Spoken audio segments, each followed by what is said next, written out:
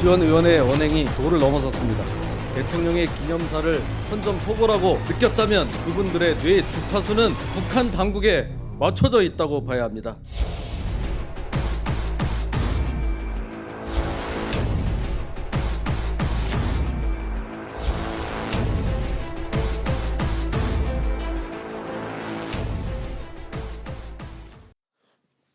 예, 사실 이 박지원 비대위원장, 국민의당 비대위원장과 김진태 의원의 난타전은 좀 상당히 거슬러 올라가야 되죠. 바로 10월 1일 박근혜 대통령이 바로 이 탈북 이 북주민에게 대한민국을 오라, 여기에 대한 박지원 비대위원장의 반응부터 사실 올라갑니다. 화면으로 잠깐만 보여주시겠어요?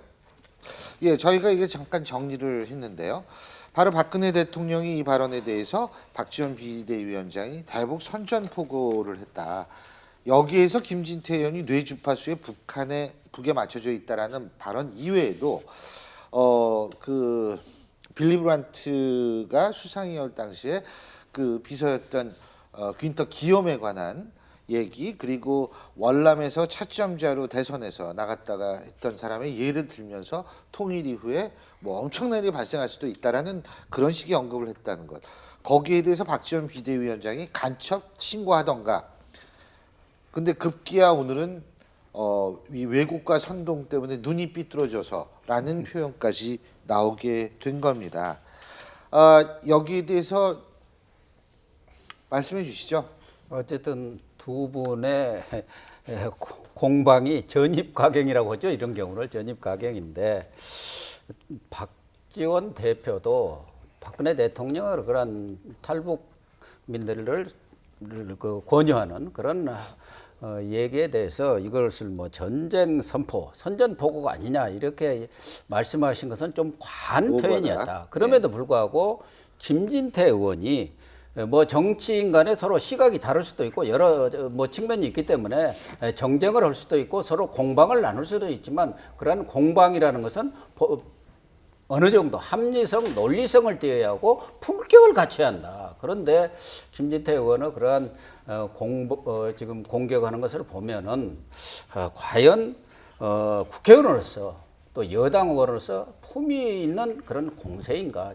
정말 뭐 막말 대왕이라고 할 정도로 이런 막말 수준이 너무 지나친 것이다. 특히 박지원 의원의 눈의 어떤 약점을 가지고 그걸 삐뚤어졌다, 인신공격성 발언까지 하는 것은 뭐 국회의원이나 그런 것을 떠나서도 좀 인간적으로도 있을 수 없는 일 아니냐. 그런 차원에서 본다면은 이런 그 저급한 그런 공방은 빨리 끝내는 게 낫고, 아마 지금 김진태 의원이 저렇게 공세를 취하고 나선 것은 뭐 이런 그 박지원 대표가 박근혜 대통령의 그런 선전포고 이런 언급보다는 그동안 박지원 대표가 미르 K스포츠재단에서 아주 끈질기게 문제를 제기하고 사저. 얼마 전에는 또 사저 문제를 들고 나오면서 어떻게 보면 대통령의 영린을 건드리기 때문에 김진태 의원은 뭐 흔히 언론에서 말하는 친박 강성파의 강박, 이른바 강박의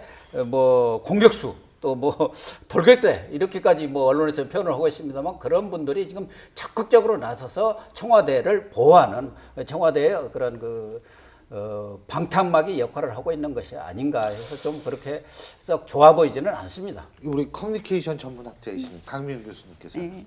정치인들의 말싸움 우리가 하루 이틀 보는 건 아닌데 이번 케이스에는 정말 서로가 오버에 오버로 화답을 하다 보니 그 수위가 예전에 볼 수 없다던 수위로 올라간 것 같습니다. 그리고 특히 지금 거의 실시간 생중계되고 있는 셈이잖아요. 거기에 대해서 사람들이 코멘트를 하고 이렇게 되는데, 마치 무슨 교통사고 난 현장 보는 것 같아요. 교통사고 나면 처음에는 누가 잘했니 잘못했니 하다가 나중에 너 몇 살이야, 그러다가 너 왜 반말이야 그러면서 다른 쪽으로 막 흘러가잖아요. 그런 싸움 보는 것 같은 기분이 드는 게, 지금 이제 김진태 의원이 뭐 신체적인 걸 들먹였다는 건 저는 그것은 정말 잘못된 공격이라고 생각을 합니다. 새누리당 어떤 의원도 편을 들어줄 수 없게 만들어 버렸어요. 왜냐하면 사람이 자기가 어떻게 할 수 없는 어떤 신체적인 결함에 대해서 인신공격을 한다는 것은 저는 그건 정말 잘못됐다고 생각을 하거든요.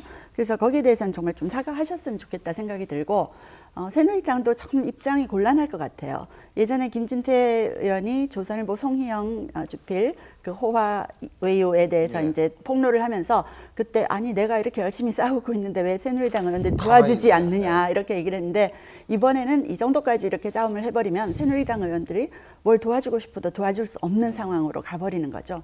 그리고 대선 전국까지 생각을 한다면 예를 들어서 3자 구도에서 박지원 대표라는 분은 정말 능수능란한 분이잖아요.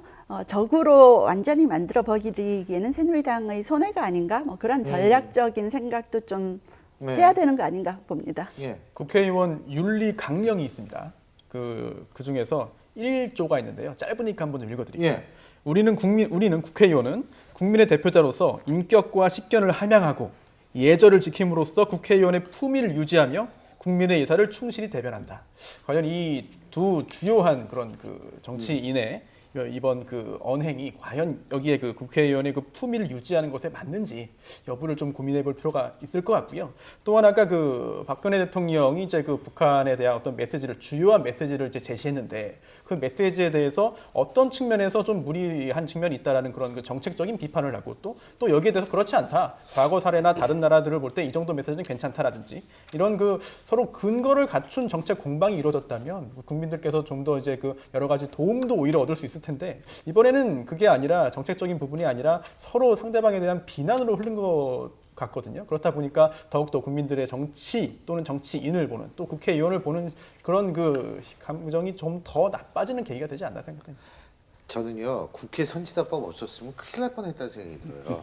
그나마 그게 있으니까 몸싸움 안 하는 거거든요. 근데요 아까 강미영 교수님께서는 말씀을 하셨습니다만 이 막말이라는 게 어떤 손해를 가져오냐면 본인의 이미지 실추 뭐 이런 거 말고요. 문제 뭐냐면 한쪽에선 강조하고 한쪽에선 그걸 막고 상대방을 공격하고 이런 형태가 이게 완전히 딴 방향으로 흐르거든요.